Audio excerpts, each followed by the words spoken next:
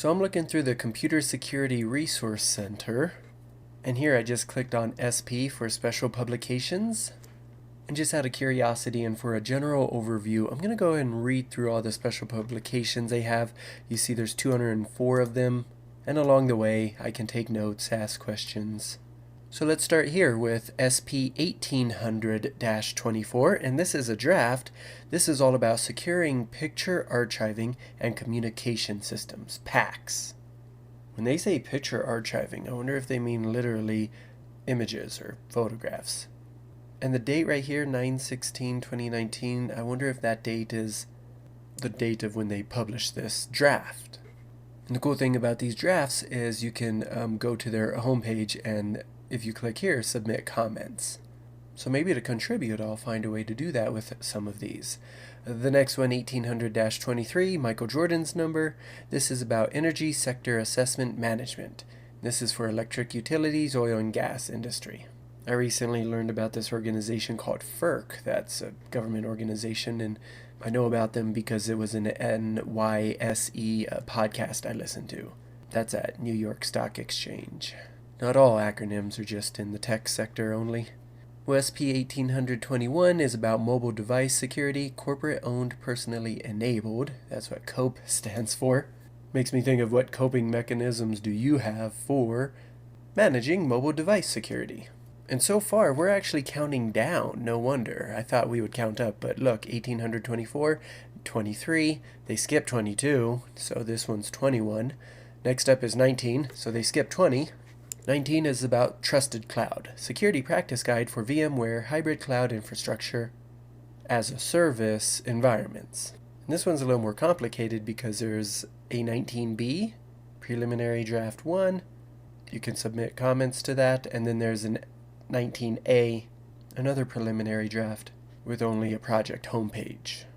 So we're counting down in terms of this order, but for drafts, the first draft is A, second draft is B. That's why I assume you can submit comments to B, because A is done with. Everybody has already submitted their comments to A. I'm guessing. Let me know if I'm wrong in the comments. 18 is about privileged account management for the financial services sector. I feel like this is going to be a really important one, maybe an expensive one if you don't follow it. And I might really read into this one because I'm so interested in the stock market. My question here, though, is which special publication relates to the financial services sector? It's 18. I suggest when you're 18 years old, and if you have a job, you go ahead and start a Roth IRA.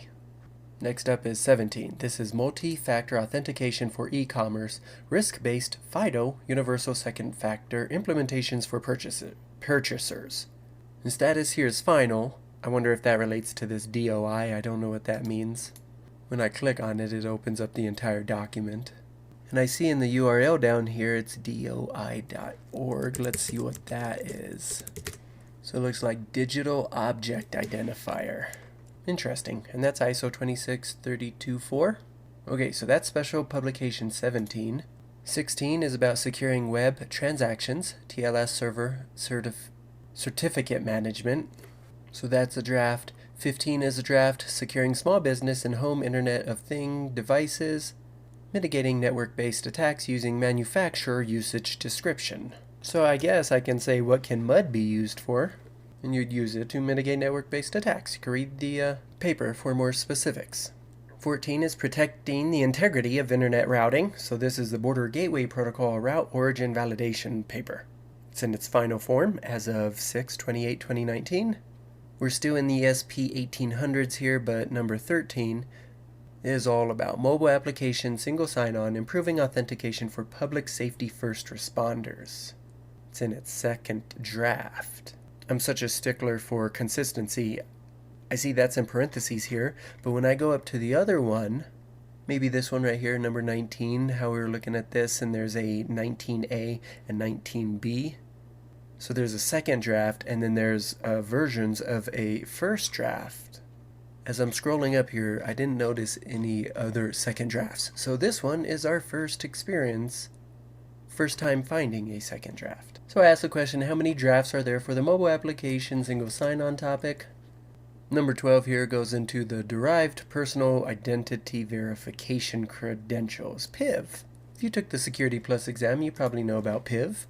We need PIV. We need to verify that a person's identity is what they say it is. And that's in its final form. The next one, 11, is in a draft form. That's data integrity, recovering from ransomware, and other destructive events. Ooh, I know several cities in America will need to read that one, including Baltimore and some cities in Florida, I believe. Hope this isn't too offensive to say, but what should the security team in Baltimore read? They should probably read SP 1811 over here. Skipping 10 and going to 9, it's all about access rights management for the financial services sector. I'm going to start keeping track of all the financial sector ones so I can read those.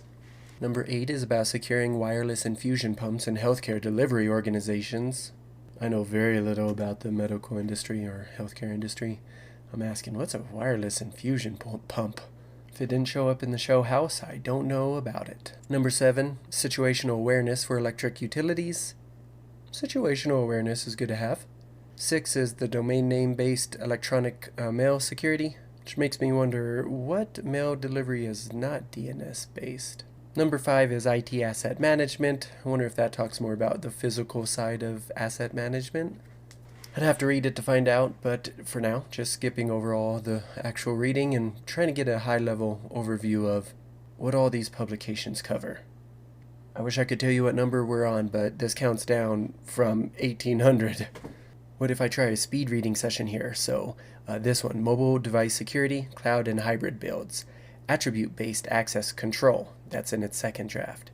Number 2, identity and access management for electric utilities. Oh, they already had one that was similar to this. I bet we could group them and read them all. I'm sure there's a feature on the website other than, Control F and typing in electric utilities. I'm sure there's a feature up there that would let us do that. But look, we're on a very special one now. 1801. This is securing electronic health records on mobile devices. So now that we're done with the 1800s, we go into the 1500s. So counting down. How apropos. But breaking with consistency, now this is 4R2. So this is the NIST Big Data Interoperability Framework, Volume 4, Security and Privacy Version 3. It's a recent final publication in terms of the time of this video, so this is October 21st, 2019. And that's it for the 1500s. Now we're in the 800s only. And I think it's going to stick with the 800 for a long time. I wonder what the rationale behind that is. I just don't know what the pattern here is. Counting down from 208, it's going to go recommendation for stateful hash-based signature schemes. I know of a recent RFC that addresses this. 207 is zero trust architecture. 205, attribute considerations for access control systems. 204, security strategies for microservices-based application systems. 203 has a year associated with it. It's the 2017 NIST/ITIL Cybersecurity Program Annual Report. I'll put that one on my to-do list because that's particularly interesting to me. 202 is the Quick Start Guide for populating mobile test devices. Quick starts are nice. Here's a 2016 annual report. 193 is about platform firmware resiliency guidelines. 192 is verification and test methods for access control policy modules. 190, application container security guide. 189, resilient interdomain traffic exchange, so that's BGP security and DDoS mitigation. 188 is de-identifying government datasets. I'll just ask, why do we want to de-identify anything, much less government datasets? Well, 187 is a guide to LTE security. 186 is the recommendations for discrete logarithm-based cryptography, elliptic curve domain parameters. 185 is SHA-3 derived functions, so we're talking about C-shake, KMAC, tuple hash, and parallel hash. Maybe an awkward sounding question, but I ask, what are 3 of the 4 listed derived functions from SHA-3? 184 goes into a guide for cybersecurity event recovery. 183 is just network of things, obviously referring to IoT. 182 is a Computer Security Division 2015 annual report. I feel like the lower we go, maybe the more back in time we go, because also look at these corresponding dates.